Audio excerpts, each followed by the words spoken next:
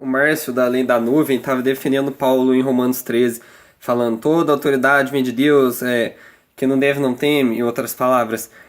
E quem imposto, imposto, quem tributo, tributo.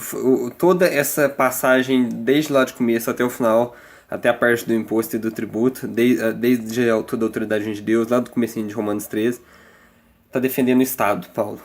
Quem que era Paulo? Paulo era Saulo, que perseguia os cristãos, mas parece que quanto mais ele matava cristãos, mais cristãos apareciam, não estava adiantando. E aí ele, tipo, se converteu, né?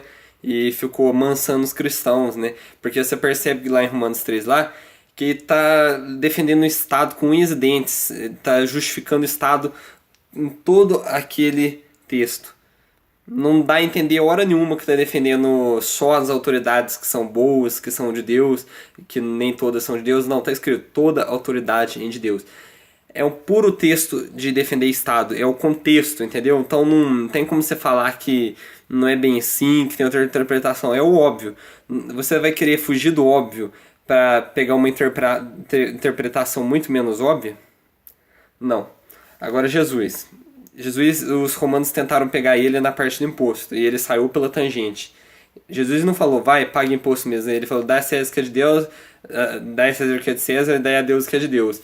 Ele falou o que é de César? Não falou. Tudo bem que ele deu a entender sim que é para pagar imposto, mas isso foi a saída pela tangente. Ele só falou isso para não ser preso. Entendeu? Mas de qualquer maneira ele ainda não falou diretamente. Ele deu uma maneira, ele arrumou uma maneira de nem mandar pagar imposto, mas arrumar um jeito de os romanos deixarem ele em paz. Apesar de ele ter dado a entender para pagar imposto, mas foi só uma maneira dele se livrar ali, porque não era a hora dele morrer. E lá em 1 Samuel 8 tá falando lá, se o povo quer um rei, então dá um rei para eles, mas avisa para eles que o rei vai fazer isso, isso, isso e aquilo, vai falando um monte de atrocidade que o rei vai mandar eles fazer, vai mandar lavrar a terra deles, vai mandar ir nas guerras deles, enfim. Também isso não é nada estatista. Não que não existisse Estado, tinha os juízes lá, né, naquela época. Aí ia passar a ter um rei, né, que é algo mais, parece que é mais centralizado, né. Uh, Mas talvez hoje não voltar pra monarquia não seria uma má ideia, né? Do jeito que as coisas andam. Mas o negócio é o seguinte, não é que a Bíblia é estatista. Paulo era estatista. Jesus era estatista? Não. Jesus não era estatista por tudo que ele falou. Não era estatista. 1 Samuel 8 foi um exemplo que eu dei de a Bíblia condenando o Estado. Tem uma passagem lá em Provérbios, se você jogar aí no Google você vai achar, falando que o governo que cobra baixos impostos, o governo que é justo, a nação prospera, que o governo que cobra altos impostos leva a nação à ruína. Enfim, tem um punhado de coisa na Bíblia, e a Bíblia tem outras passagens lá que manda punir ladrões, por exemplo, com rigidez. A Bíblia é contra ladrões, né?